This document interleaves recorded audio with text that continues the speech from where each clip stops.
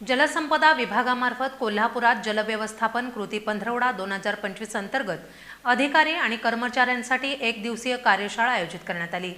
या कार्यशाळेत फेरोसिमेंट बांधकाम तंत्रज्ञानासह शाश्वत विकास, तणाव व्यवस्थापन आणि सकारात्मक दृष्टिकोन यावर सखोल मार्गदर्शन करण्यात आलं। जलसंपदा विभागामार्फत महाराणी ताराराणी सभागृह जिल्हाधिकारी कार्यालय कोल्हापूर इथं जलव्यवस्थापन कृती पंधरवडा 2025च्या निमित्तानं एक दिवसीय कार्यशाळेचं यशस्वी आयोजन करण्यात आलं।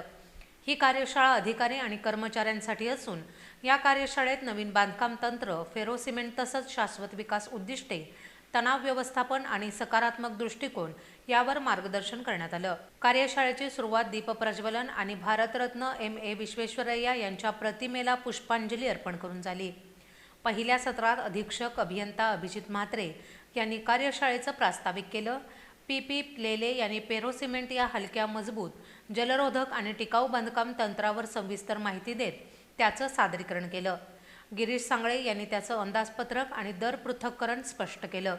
दुपारी झालेल्या सत्रात डॉक्टर अर्जुन कुंभार यांनी शाश्वत विकास उद्दिष्टे आणि जलव्यवस्थापनातील भविष्यातील धोरणांवर चर्चा केली।